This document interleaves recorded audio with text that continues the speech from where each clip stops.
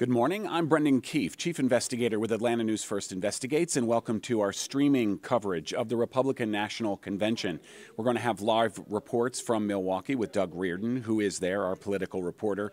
But we're also covering it here from Atlanta, and there is a lot of breaking news this morning. Of course, over the weekend, just less than 48 hours ago, of course, we had the assassination attempt on former President Donald Trump. He survived that and is now in Milwaukee, literally hours later, for the Republican National Convention. The RNC delegates have arrived in Milwaukee along with the presumptive nominee. He will be the official nominee on Thursday when he takes the stage and gives his speech accepting the nomination. The GOP convention opens tonight. There is an official meeting this morning at, or I should say this afternoon at 12:45 p.m. Central Standard or Central Daylight Time. And the big news today will likely be who will be Donald Trump's vice presidential pick. The reason we know that is going to happen today is Donald Trump has just said that to Bret Baier of Fox News, that he will make his vice presidential pick today. And then, of course, the classified documents case has just been dismissed by Judge Cannon in Florida, the federal judge, dismissing that case. In fact, let's start there just because this is breaking news, that we do have a dismissal of one of the federal cases against Donald Trump. It was widely considered to be the most strong case, the strongest case, and the case most likely to result in conviction, because these things happened after Donald Trump was president, keeping classified documents at Mar-a-Lago, and because they happened after he left office, the Supreme Court decision saying that a president is immune for official acts while taken while in office, because these happened after that, it was widely seen that it was going to survive that challenge there from in terms of the Supreme Court decision essentially giving immunity to presidents and former presidents who took their actions while in office. Judge Cannon dismissed this case, the documents case, the Mar-a-Lago classified documents case, and the reasoning she gave was that Jack Smith, the federal prosecutor, the special prosecutor who was appointed by the Attorney General, was improperly and unconstitutionally appointed. The argument being, according to Judge Cannon, that Congress has to confirm all appointees to constitutional offices. So the idea is that, yes, the executive branch can appoint a prosecutor, but the Congress has to confirm that through the U.S. Constitution and what that prescribes. This is novel case law. This has never been argued before because the Attorney General was confirmed by Congress. So how can they then argue that Jack Smith wasn't appropriately appointed as a deputy? The second thing that Judge Cannon did in trying to dismiss this case is she said that it was unconstitutional because Congress controls the power of the purse. That is, that Congress appropriates money, and since Congress didn't appropriate any money to prosecute former President Trump, therefore that also makes the indictment against him unconstitutional, because if the special prosecutor was improperly appointed under the U.S. Constitution, then any indictment that derived from that prosecutor would likely would also be unconstitutional, and therefore the case is dismissed.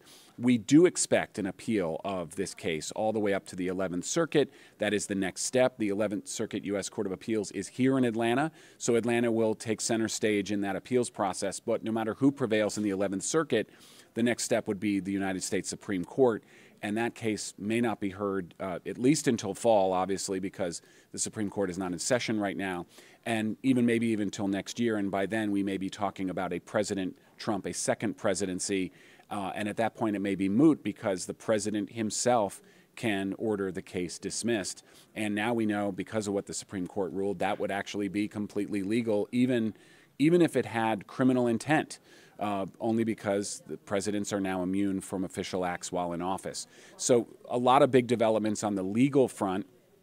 President Trump, former President Trump, has already commented that it was a witch hunt and has already lauded Judge Cannon for dismissing this case. But as of right now, he's not going to face prosecution on that. It's certainly not going to happen before the election now. That is all but guaranteed. Because the case has been dismissed, and for the indictment to be reinstated, it will take the 11th Circuit, and then that will probably be stayed while it appeals to the U.S. Supreme Court. Again, we're also talking about former President Trump having been there was an assassination attempt in Pennsylvania over the weekend. This was blazingly close by all analyses. You had an assassin, or an attempted assassin, a would-be assassin, as they say, who was on an adjacent rooftop only 130 yards. 130 yards away for a rifle is incredibly close. This is, by all accounts, an amateur with that rifle would be able to make a shot from that distance. Former President Trump turned his head briefly, just half a second before the first shot was fired. The round appears to have struck his ear, his right ear, and had he not turned his head, we would be talking about a very, very different story. There's a massive investigation underway right now by the Federal Bureau of Investigation, assisted by the U.S. Secret Service, which itself essentially is part of the investigation, because all the questions are right now, how did a shooter, how did a gunman with a rifle get on top of a rooftop within 130 yards of a candidate for president of the United States and a former president at that, to be able to take that shot? Of course, one Trump supporter who was there at the rally was killed. 2 more were seriously injured and are now expected to survive their gunshot wounds. As is President Trump, it was essentially not quite a superficial wound, but it was one that, according to him, took off a chunk of his ear. But yet still, the former president was able to stand up, was able to raise his fist in defiance, to say fight, fight, fight, as the Secret Service rushed him off stage. That is also going to be an analysis that the Secret Service is going to take. It took about a full minute to get the former president off the stage while under fire. They did know at that point that the shooter was neutralized, but you never know. Is there a second shooter? Was the first shot a distraction for then a second shooter? We know that not to be the case now, but when you're under fire, that's always what the training is you're always looking for the +1. If there's one shooter, you're looking for the second. If there's 2 shooters, you're looking for the third. And in this case, tragedy was averted. The former president of the United States survived. Not only that, he got on a plane last night and flew to Milwaukee for the Republican National Convention. The one thing former President Trump has said again and again in the last 24 hours is that he is looking to unify the nation, that he actually threw out the speech he was going to give, and he's going to give a very different speech. Also, it's important to note that his primary challenger, Nikki Haley, has been invited to speak at the convention. Previously, she wasn't even invited. She was going to stay away at the request of the Trump campaign, and now she's invited and is going to speak at the convention. We are also monitoring right now a news conference from the RNC. The Republican National Committee and Convention are having a news conference where they are announcing what the schedule will be. They've released a rough outline, really down to the hour, of what's going to happen at this convention, but they have not released the prime time schedule of who's speaking and when. One of the reasons for that is they are not going to announce the vice presidential pick prematurely. There's been a lot of speculation about who is going to be Donald Trump's vice presidential pick, and we now know, because of what he told Bret Baier this morning in the last 35 minutes, he told Bret Baier that he is going to make that pick today, that the pick's already been made and will be announced today. The question is, when are they going to announce that vice presidential pick? Are they going to take advantage of the primetime audience of this convention to do it tonight? Or is it going to happen sometime this afternoon, where it is going to quickly alter the news cycle, quickly and immediately alter the news cycle? There's a lot of speculation. Of course, Marco Rubio of Florida, J.D. Vance of Ohio.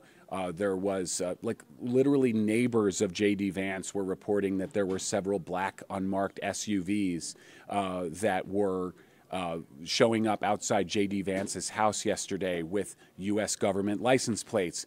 There's a lot of reading of tea leaves here. We don't report rumor in news, of course, but everyone's trying to read the tea leaves at this point. And several black SUVs reportedly showing up outside J.D. Vance's house yesterday while he was playing ball in the backyard with his kids, is a suggestion of something happening. Certainly any potential vice presidential pick is going to have immediate Secret Service protection, and you can bet that that's already in place, especially after what happened Saturday in Pennsylvania. in Butler, Pennsylvania, the attempted assassination of former President Trump, you can guarantee that the Secret Service knows right now who the vice presidential pick. They are keeping it under wraps. The word secret is the first word in Secret Service. But they are dignitary protection, and they certainly are providing protection right now to the pick that Donald Trump has already made for vice president, and then that announcement will come later today. That certainly will alter the race, but I think it's also important to point out that this race has been altered so many times in the last few weeks. You had Joe Biden, the president, his debate performance, which is not up for debate, that was bad by all accounts, even by his own campaign. He called it a bad night, which was probably the least of the criticisms that debate performance has faced over the last few weeks. There has been talk about Biden dropping out of the race or being replaced at the top of the ticket for the Democrats, and that talk has suddenly gone silent in the last 24 to 48 hours. Why? Because there was an assassination attempt against former President Donald Trump. And also that iconic photograph, which has been on the cover of every newspaper across the United States and across the world. It was an Associated Press photographer who captured a photo of the defiant former president standing up, blood streaming down his face, his fist, raised in the air, and saying, "Fight, fight, fight."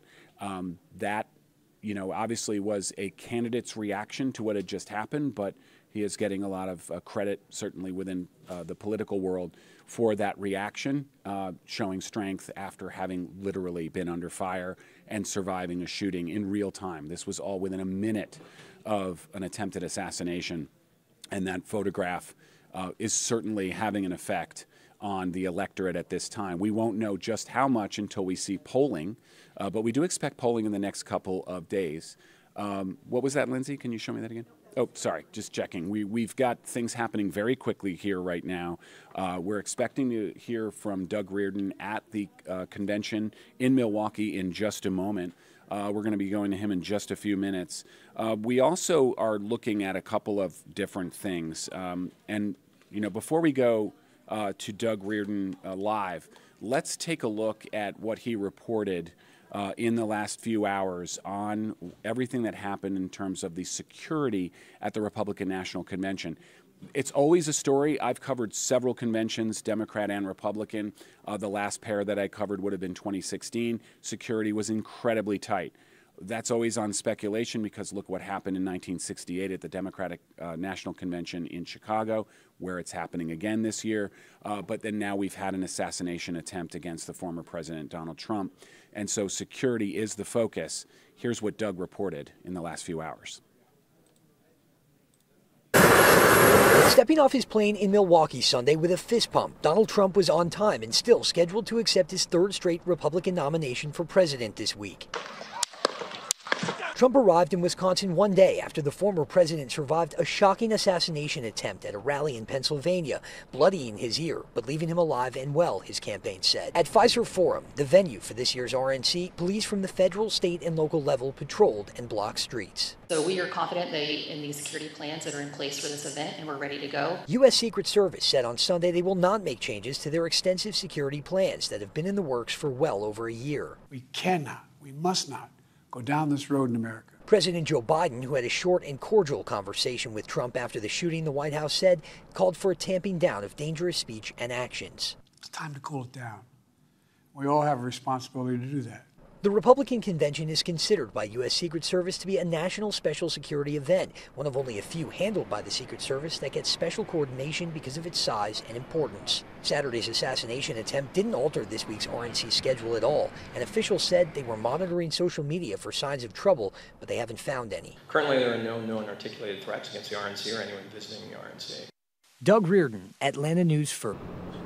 Yeah. Oh, we can hear him? Good. Okay. Doug, go ahead. Hey, Brendan, tell us can what you you're hear me? seeing there in Milwaukee.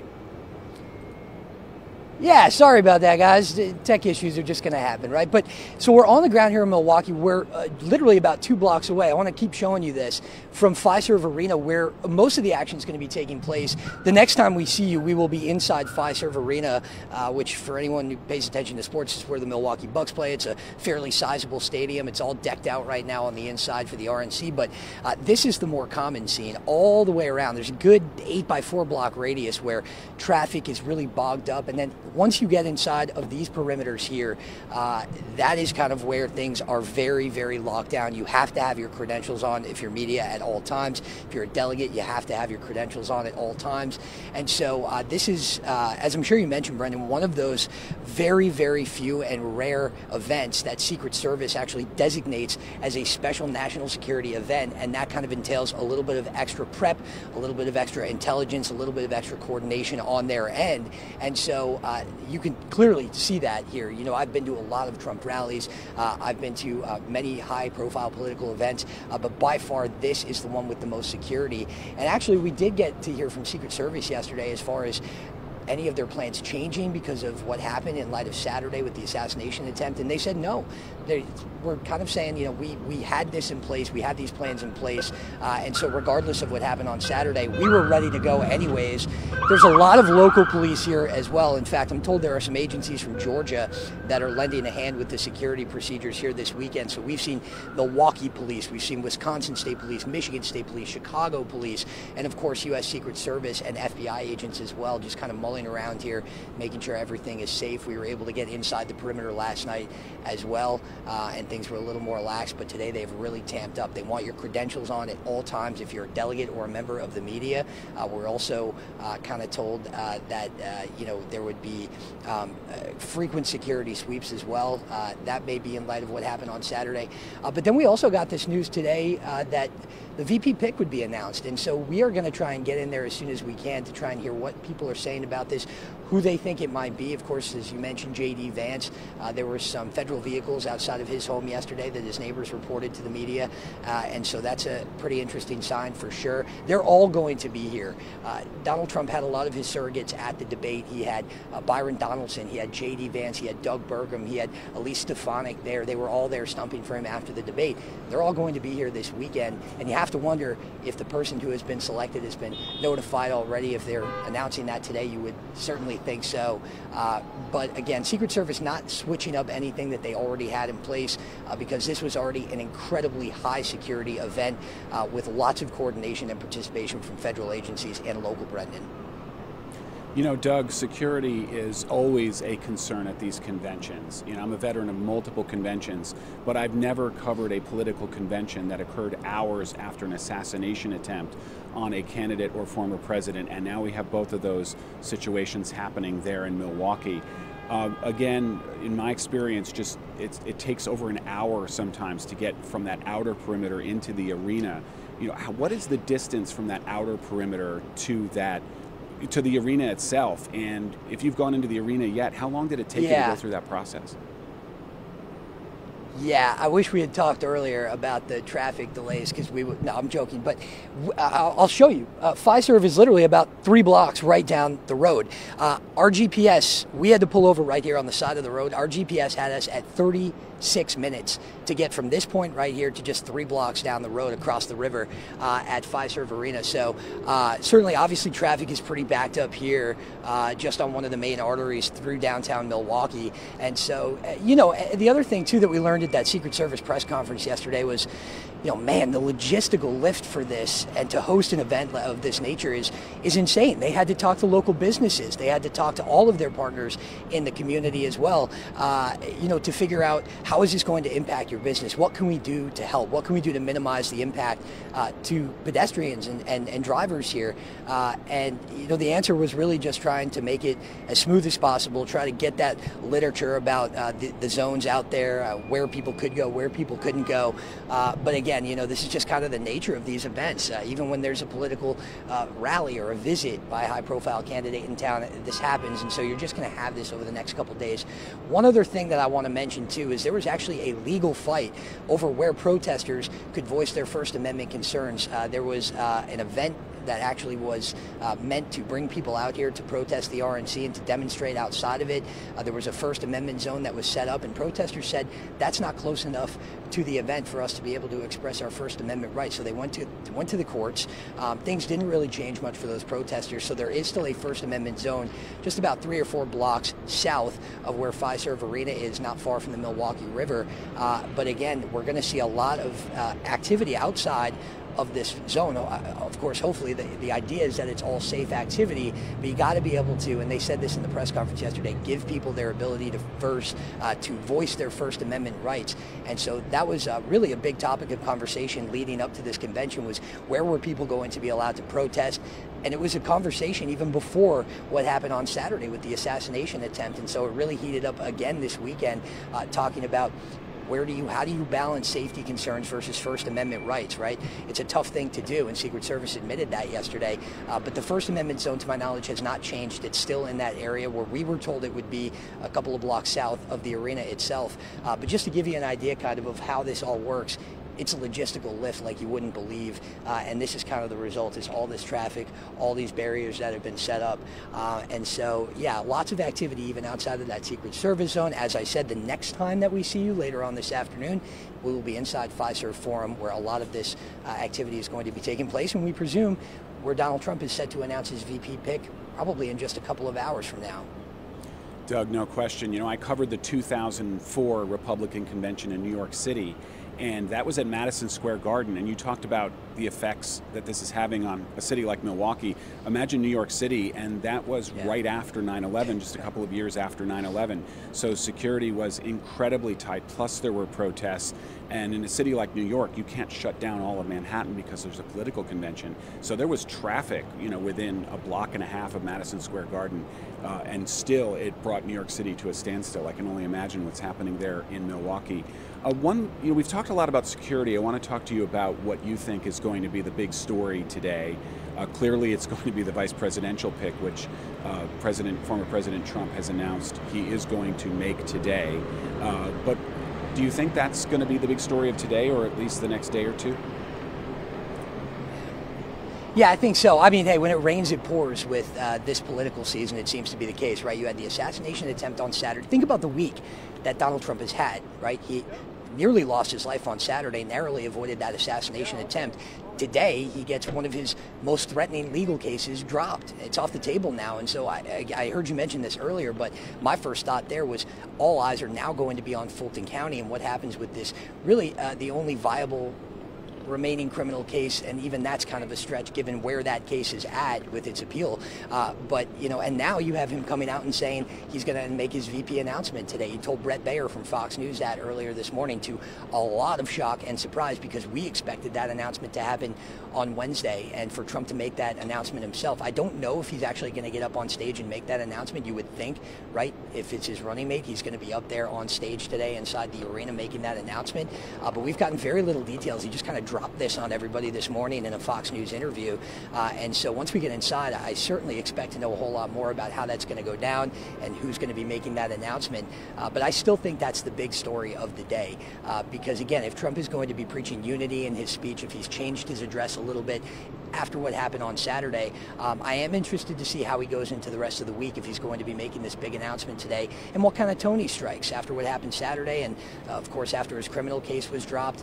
He definitely has a tendency to go off script, we know that, and so I'm going to be very much listening, in light of all of what's happening today, to Trump's tone and his message if and when he gets up there on stage. But to your point, I think the VP pick is definitely the big story. Everyone knows that VP picks can make or break a race, right? I think about John McCain choosing Sarah Palin and how that kind of altered the course of the race for him.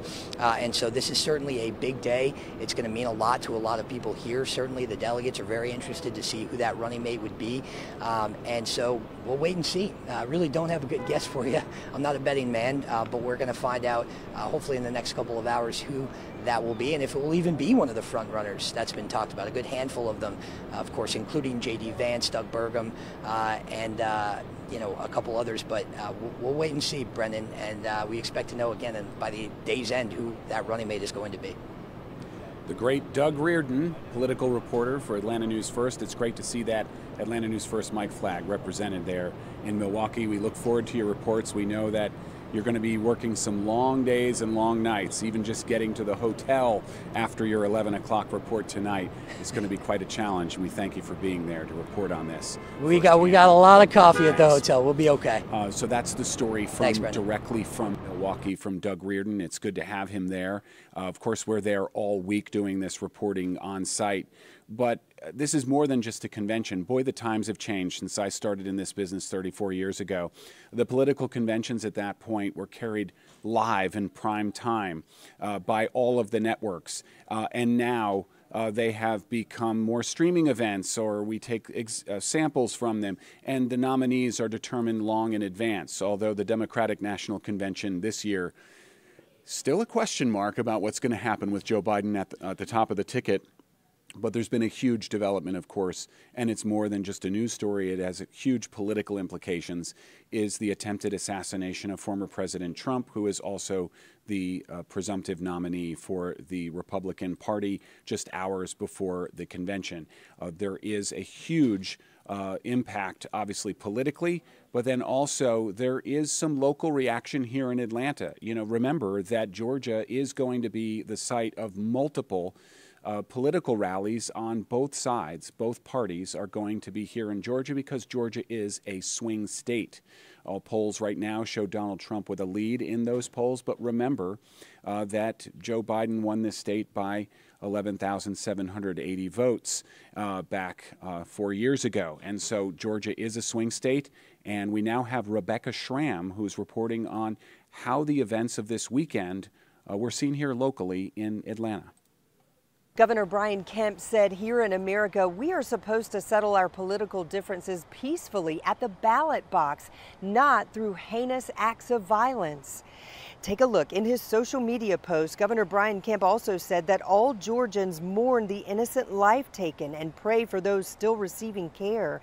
He said he's deeply thankful that Trump survived the assassination attempt. Several other Georgia Republican politicians weighed in with similar messages. Democrats are condemning the assassination attempt as well. As you know, U.S. Senator Raphael Warnock of Georgia is pastor of Ebenezer Baptist Church here in Atlanta. He talked about this at length in his sermon yesterday. It's not about red and blue. This is not about right and left. This is about right and wrong. And the violence we saw yesterday is wrong. As we've been reporting, a lot of people are concerned about security with the Republican National Convention getting underway this week in Milwaukee. We have learned that some police officers from Sandy Springs are headed there to assist with security. Live at the state capitol, Rebecca Schramm, Atlanta News First. And that is typical after any political convention does have local police from around the country helping. But of course, it's also a focus of what happened Saturday in Pennsylvania. Local police were augmenting Secret Service, and that's certainly to be a focus of the investigation. Tim Darnell, our great digital reporter with Atlanta News First Investigates, joining me now. Tim, what are you looking for this week? Brendan, we have been planning our coverage of the Republican National Convention for weeks. You and I both have been in on our station's planning meetings. Here's how we're going to cover night 1 of the convention, night 2, night 3, and night 4. All of these plans were completely just thrown into disarray, we all know, by what happened, really less than 48 hours ago, the attempted assassination of President Trump, former President Trump in Butler, Pennsylvania. Now, on Thursday, only less than 4 days from now, Donald Trump will become the first official White House nominee of a major party to be placed on a November ballot to have survived an assassination attempt since Theodore Roosevelt in 1912. Roosevelt obviously was a third-party independent candidate, but was shot in Chicago, as I recall, refused medical attention, delivered a 90-minute speech, all of which just added to his legendary political reputation. Donald Trump, we're expecting, we only heard within the last hour or so also that we're expecting his vice presidential nominee to be named within hours, perhaps before night one of the convention. We're going to see just all of Donald Trump's supporters just galvanize, even more so than they already have. He has an emotional connection with his followers unlike any political leaders that we've seen in several generations. Agree with him, not like him or not, you cannot deny the charismatic appeal and the emotional connection that he has with his followers. The entire notion of whether or not Democratic presidential incumbent Joe Biden will relinquish his reelection campaign, that has been just moved completely off the nation's political headlines, and we were thinking about whether or not that was going to happen during the first couple of nights of the Republican convention. So moving forward, I mean, if you're a Republican, conservative, if you're a Donald Trump supporter, you know, what happened on Sunday only deepens your connection with him. And moving forward, we'll see on Thursday night how he responds. We've seen a lot of speculation that will we see the old Donald Trump, who is very can act, very in a belligerent manner toward his political opponents? Will we see the Donald Trump that emerged a couple of times during his presidency, when he seemed to have a little bit more presidential maturity in a couple of State of the Union addresses? I remember one CNN commentator during his first or second State of the Union address saying this is where Donald Trump became the United States president. So we'll see. Also, I'm very curious to see how his supporters will respond. Will they be in a welcoming manner for all of Trump's opponents? Will this be a moment of national unity or a moment of continued national disunity? Yeah, and there's already talk that there's going to be, Donald Trump himself is saying that he threw out the speech he'd already written. Now remember, I mean, he's a showman first and foremost. He'd be the first to say that. But everything changed in the crack of a gunshot on Saturday in Pennsylvania. I mean, this was something clearly nobody saw coming, but it has dramatically changed the political landscape.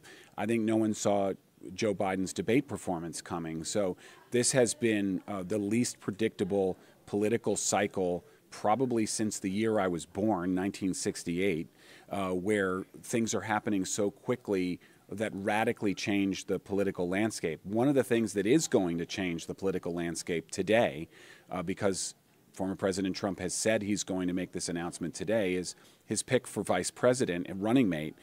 Remember, Mike Pence was his vice president, but that was not an option anymore. The two of them essentially had parted ways, and obviously Mike Pence had his own failed bid for the presidency during the primary process. Look, I'm not going to ask you to predict who the pick is, but what are your thoughts on the likely nominations, or at least the people we've heard that the president or former president might pick as his running mate, and how do you think those might affect the race? From a purely regional standpoint, Brendan, I would think U.S. Senator Tim Scott from South Carolina would be one of the more intriguing picks. You're talking about an African-American U.S. Senator. Yes, he did run an unsuccessful presidential campaign, but he's from the neighboring politically significant, really a powerhouse state of South Carolina. Let's not forget, South Carolina effectively clinched the Democratic nomination for Joe Biden as a candidate in 2020. The campaign was struggling from an electoral standpoint. U.S. Representative Jim Clyburn, who is a close friend of Joe Biden, really delivered the state of South Carolina to Joe Biden and the Democratic Party, securing him as a nominee. Well, I don't mean to interrupt, Tim, except to say, remember that Tim Scott also endorsed Donald Trump when Nikki Haley is the former governor of South Carolina and was mounting, an aggressive bid to unseat Donald Trump. and stayed in the race for quite some time, but she ended up essentially losing her own state, in large part because of Tim Scott's support. One other thing is J.D. Vance. You know, Ohio used to be a swing state. It's no longer. It went purple, and now you could say it's solidly red. So J.D. Vance doesn't necessarily deliver Ohio. Ohio is already expected to be in Donald Trump's column. But there's been a lot of talk of J.D. Vance. What do you think about his potential as a running mate? You know, J.D. Vance, and also we'll mention Doug Burgum, governor of North Dakota, both of whom, Doug Burgum did run an unsuccessful campaign. J.D. Vance has not, I don't believe, sought the nation's presidency. But if you look back to Trump's running mate and former Vice President Mike Pence, another conservative white male from the Indiana. Midwest or upper Midwest. J.D. Vance, Doug Burgum don't offer, I think, the same level of excitement as perhaps a Marco Rubio of Florida or Tim Scott of South Carolina. Are you going to stay with the solid Midwestern pick, or are you going to do something that will perhaps strengthen the Republican GOP base in the Deep South? We all know in 2020, Joe Biden became the first Democrat to win Georgia and also the first Democrat since Bill Clinton in 1992 to carry any deep southern state. So will a Tim Scott or a Marco Rubio, will that bring Georgia back to the forefront because they come from neighboring states? Right. Or are you just really solidifying something that is already there? We can talk about swing states and states that are moving purple. Georgia is kind of on that verge right now, but we remember Joe Biden only won Georgia by a little over 11,000 votes in 2020. So from my standpoint, Georgia is still a hugely important swing state. No question. And when you look at those polling numbers, Joe Biden has a lot of work to do. Let me ask you, actually, there's a whole list of potential vice presidential running mates for Donald Trump. Could he pull a surprise? Could he pull a John McCain here?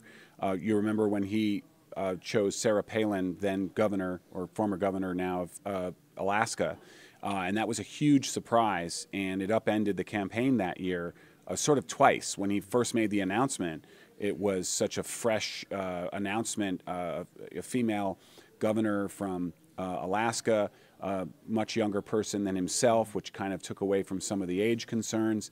But then later, Sarah Palin's weaknesses affected his campaign. What do you think of the possibility that Donald Trump essentially, and he loves surprises.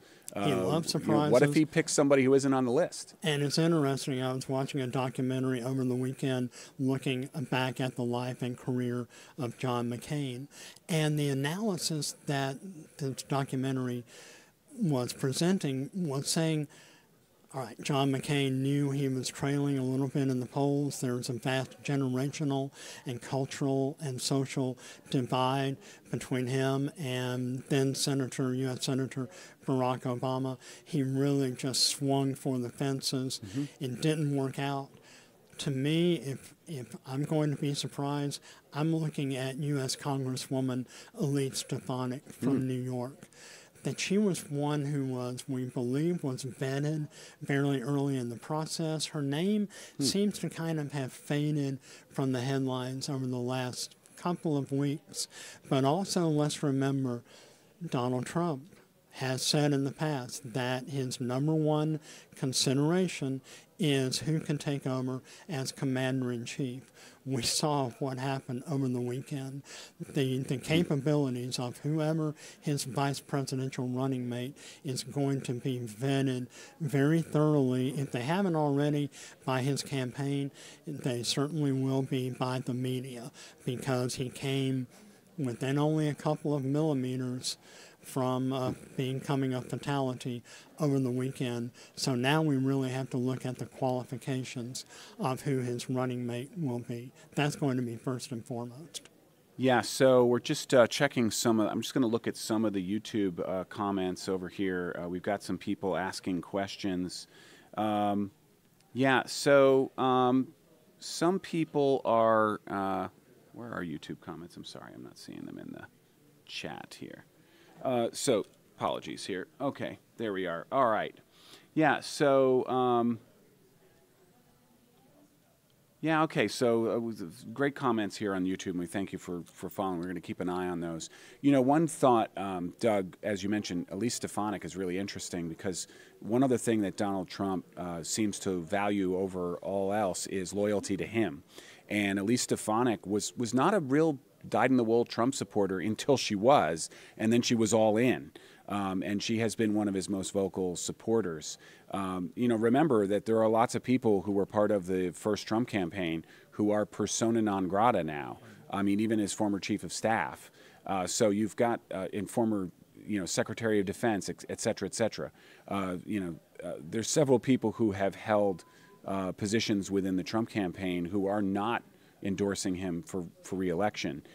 So, you know, this is kind of important. If there's somebody out there who's a huge supporter of his, he may reward them with the vice presidency. But remember, he's also a transactional politician. He's going to look at what this person can do for his own poll numbers. He's already in the lead. Is he looking for something that's going to put him farther in the lead or a safer choice? I'm thinking maybe, given the events of the past weekend, perhaps a safer choice. He has a solid electoral lead now. If we're talking loyalty, Brendan, there is no one in the U.S. Congress right now in either house, in either chamber, the House or the Senate, who is a more loyal supporter, a more ardent supporter of Donald Trump than Marjorie Taylor Greene. Now, her as a vice presidential pick, I think, would probably do a little bit more harm than good. But if we're looking at loyalty, Marjorie Taylor Greene as a running mate is very, very hard to beat. Wow, and that would be quite the story here, certainly for the people in Georgia and Atlanta. I do have one YouTube comment I wanted to read. It says, I think the VPs will be the most impactful ever. A vote for Biden is a vote for Harris, really, and a vote for Trump after the assassination attempt could be a vote for his VP. So that's really interesting because we've talked about the debates and whether there will even be, even though there was scheduled a second debate, whether there will even be another presidential debate. I doubt Donald Trump would find it advantageous at this point, and more importantly, I feel like Joe Biden, unless he would try to come back with a stronger performance, may not come back for a second debate. But the VP debate, one or more, would be fascinating because the vice presidents, there's many vice presidents who sort of vanished into the background. But we have been given a stark reminder from both of these candidates that their vice presidential picks could very well become president of the United States, and also just their age. I mean, that alone, despite the outside forces that we saw in play on Saturday. Let's also look at it from this perspective. Regardless of whether Joe Biden or Donald Trump, if they are the nominees come November, regardless of who wins the general election in November, neither one of them will be running for re-election in 2028. That's right. So whoever is in the vice presidential seat automatically will have a front runner, enjoy a front runner status. Essentially an incumbent. Essentially an incumbent. Yeah. Whether or not Vice President Harris will continue as vice president after November 5th. Whoever Donald Trump's running mate will be, if he wins after November 5th, will be in the vice presidency. The last vice president that I can remember who did not harbor any future political aspirations on his own was Dick Cheney, who was vice president under George W. Bush for 8 years. Bush did not have to worry about anyone in his number 2 slot usurping his nomination capacity. It's hard to see that in a vice presidential pick nowadays. We all know VP Harris, who was then a senator from California, ran an unsuccessful campaign in 2016 or in 2020, and Joe Biden picked her as the nominee. any one of the rumored candidates for Donald Trump's VP pick, Tim Scott, Doug Burgum, Marco Rubio, Ted Cruz even have run unsuccessful presidential campaigns. That's so we true. know that they harbor these aspirations to ascend into the Oval Office. Yeah, it's really interesting when you bring up Dick Cheney. In 2000, I was covering the Bush campaign as a reporter in Houston. I was assigned to cover George W. Bush, who was then governor. I flew in his campaign plane that day when he flew to Wyoming. We actually stopped in Dallas to pick up the Halliburton, former Halliburton CEO, Dick Cheney, who had just resigned that position. And then we flew on that plane. I was in the back of the plane with the press corps flying to Wyoming, where Dick Cheney was announced. And as you say, he didn't have any political aspirations. What's interesting is he was the chair of the committee vetting and picking the vice presidential options for George W. Bush, and eventually George W. Bush said, well, why not you? And he said, well, okay. And obviously the rest is history, but you're so right. Never before has a vice presidential pick been so important and so impactful, not just on the race, but on who may be leading this nation over the next 4 years, because it is certainly a question mark. Doug, we just talked to Doug, obviously, in Milwaukee. Tim, any final thoughts before we wrap our stream today? I think, again, the number one issue we're looking for today is who will be the running mate for Donald Trump. Let's also look at the gatherings outside Fiserv Arena in Milwaukee. Will we see any protesters, any anti-Trump demonstrators? Will the nation heed the call from both former President Trump and President Biden to cool the national political temperature? Will we see less people venting their frustrations on social media and heightening the social media political temperature? And we're going to learn more, hopefully, about the motives of the young man who is now seemingly confirmed to have attempted to assassinate the 45th President of the United States.